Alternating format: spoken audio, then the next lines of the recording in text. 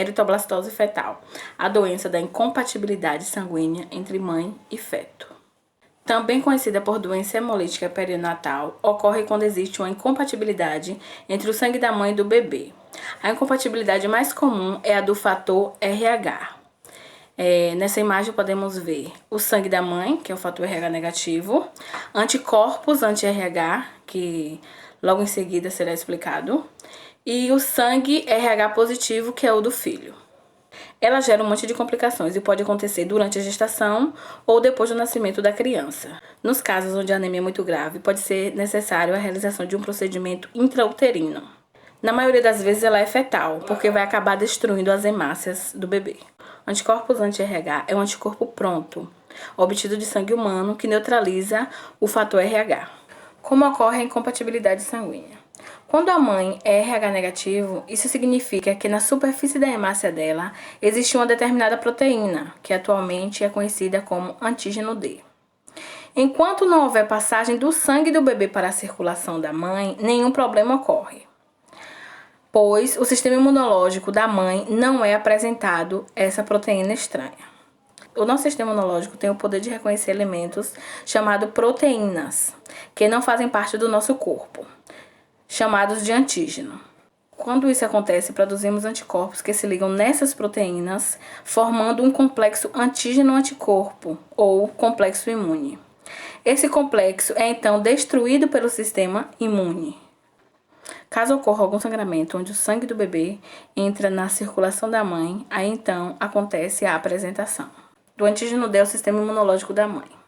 Depois que isso acontece, o sistema imunológico da mãe começa a produzir anticorpos contra o antígeno D, pois ele não sabe dizer que essa proteína é do bebê. Ele age como se fosse, por exemplo, uma proteína de um vírus que estivesse tentando atacar a mãe. Como os anticorpos da mãe causam anemia fetal? O problema acontece pois os anticorpos da mãe atravessam a barreira plaquetária e se ligam nas hemácias do feto. Ao ver o complexo imune, complexo antígeno-anticorpo, o sistema imunológico do feto destrói ele junto com a hemácia. A destruição progressiva das hemácias fetais irá provocar anemia fetal. Nessa imagem podemos ver, o organismo da mãe produz anticorpo anti-RH. O anti-RH, ao penetrarem na circulação fetal, destrói as hemácias do feto. Essas hemácias RH do feto passam à circulação da mãe.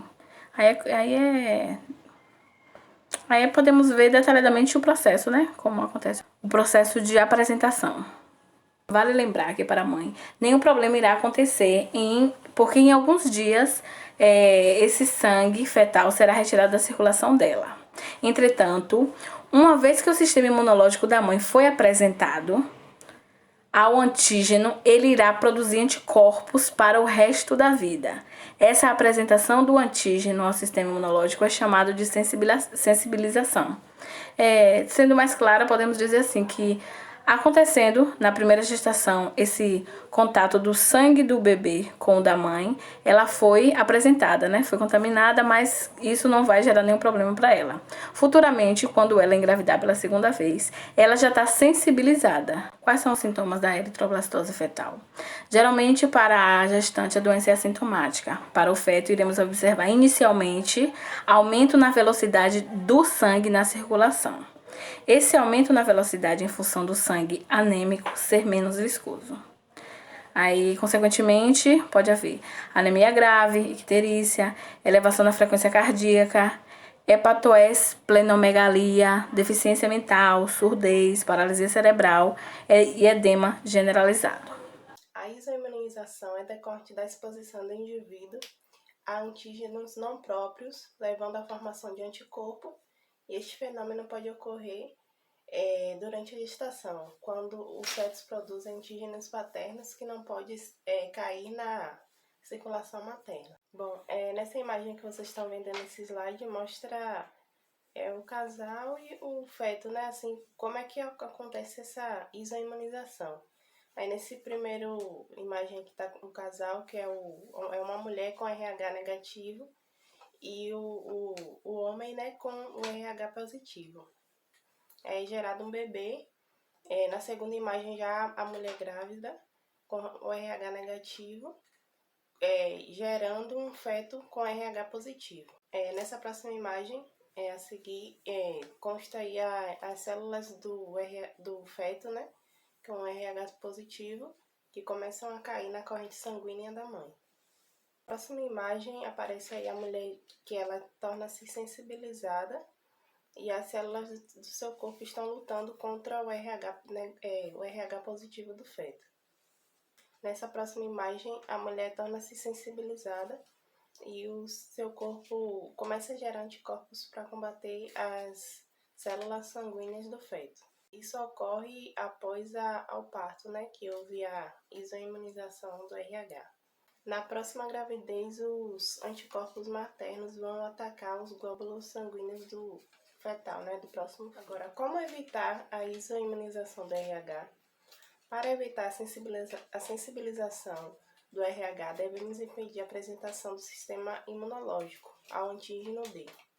Para isso, quando o sangue fetal entra em contato com o sangue materno, é importante administrar o quanto antes a imunoglobulina anti-D. A imunoglobulina anti-D nada mais é do que o próprio anticorpo. Quando o anticorpo é administrado precocemente, ele se liga ao antígeno D e o sistema imunológico da mãe não exagera mais essa proteína. A isoimunização do RH pode ser evitado ao impedir a sensibilização da mãe. E o momento mais comum da sensibilização é na hora do parto. Por isso que quando ouvimos dizer que na primeira gravidez não tem problema, mas que pode ocorrer esse problema, né, na gravidez seguinte. É porque na primeira gravidez tudo ocorre muito bem e a sensibilização ocorre apenas na hora do parto. Nas demais gestações, o problema, né, os problemas já podem acontecer desde o início da gestação, porque a mãe já tem o sistema imunológico sensibilizado. A mãe pode ser sensibilizada mesmo tomando a imunoglobulina. Quando é administrado a imunoglobulina apenas no parto, cerca de 2% das gestantes ainda se sensibilizarão. Se administrado também na 28ª semana, é baixada essa taxa para cerca de 0,5%. Uma vez administrada a imunoglobulina, ela tem uma meia-vida de cerca de 12 semanas, ou seja, quando administrado na 18ª semana, ela dura até o próximo parto. Nessa imagem aí abaixo que vocês estão vendo, tem uma mulher, né, uma gestante, que está fazendo o procedimento, que é um procedimento após o parto, que consiste na administração da injeção intravenosa com anticorpos anti-RH e que provoca, né, faz a provocação e a destruição das hemácias fetais, que está presente na circulação materna. Como saber se a mãe foi sensibilizada? Para saber se a mãe já foi sensibilizada, o médico irá solicitar no pré-natal um exame chamado teste de Combs indireto, ou pesquisa de anticorpos irregulares. As pacientes não sensibilizadas terão esses testes negativos. Se os testes foram positivos, significa que a mãe já foi sensibilizada. Aí embaixo tem uma imagem, né, mostrando como é feito esse teste, a forma e todo o processo que é feito para poder verificar se a mãe foi ou não, como saber se o bebê tem anemia.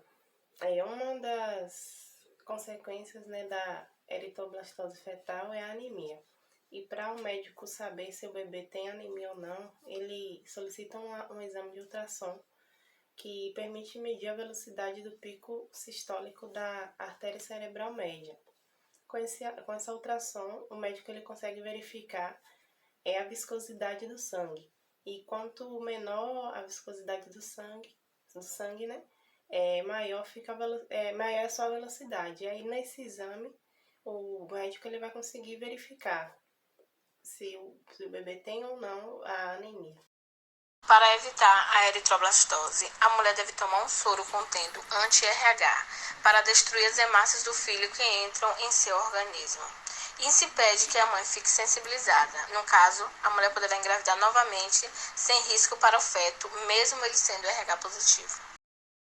Os sinais e sintomas apenas podem ser observados após o nascimento e normalmente inclui anemia grave, pele amarelada e inchaço generalizado do bebê. Quando não é tratado adequadamente, o bebê corre grande risco de vida, especialmente devido à anemia severa provocada pela doença. Podem ser consequências graves, provocando uma incapacidade nos seus órgãos, a exemplos de danos cerebrais, insuficiência cardíaca ou insuficiência hepática. A bilirrubina pode se acumular no cérebro do bebê, causando surdez ou até mesmo problemas mentais.